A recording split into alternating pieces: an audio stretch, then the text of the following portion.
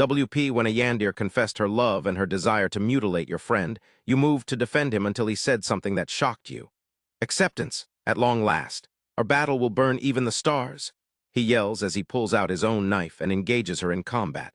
Every moment that passes amplifies the regret I feel for deciding to stay in case my friend, John, needed any help.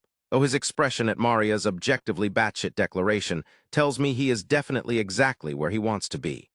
The rain is also making it harder to get a good view of the fight. I do have to admit that it does add to the moment.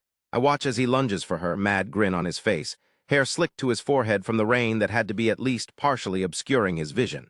His opponent's response was swift and brutal, yet no less manic in expression, pivoting on her foot with a matching madness in her expression as she slams her elbow hard into his nose.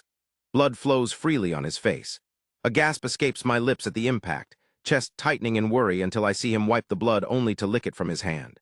Worry quickly shifts to internal confusion and external judgment, with a dash of admiration for the unhinged scene unfolding. Why am I friends with this absolute freak? I think to myself, but cannot seem to gather the will to move my feet or avert my eyes from the most unhinged love confession I had ever seen. Maria lunges forward while John's licking up his own blood, jumping to straddle him, pressing the knife to his neck hard enough to draw blood. Her voice far too sweet as she insists, "I love you, I burn for you, and now I want you to bleed for me." John's manic grin doesn't fade a bit, "Only if you return the favor, my bloody beauty." Before she can actually slit his throat, he flips them, taking the knife from her hand to his in one swift motion.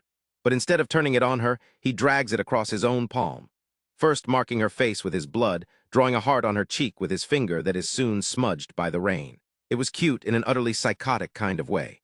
Maria pulls out another knife from seemingly nowhere only to cut her palm too, her dark eyes trained on John as she does, dragging her hand down his face and neck, marking him as he had marked her.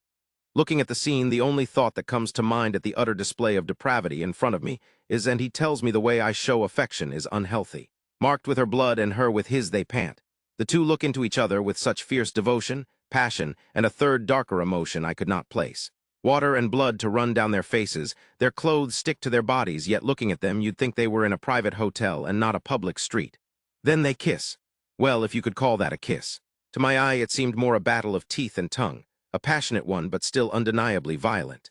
It ends with her biting his lip hard enough to draw even more blood from John, but from the deep-throated groan he gives in reply I do not think he minds.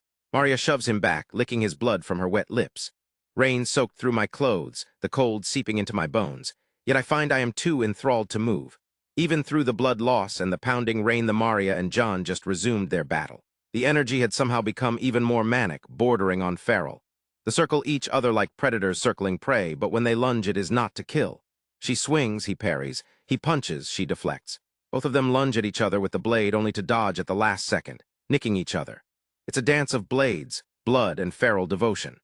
As they smile wildly with each swing, each drop of blood the other is able to get from them, I see that beneath all the crazy there might be the makings of a cute couple in there. Provided they don't kill each other first.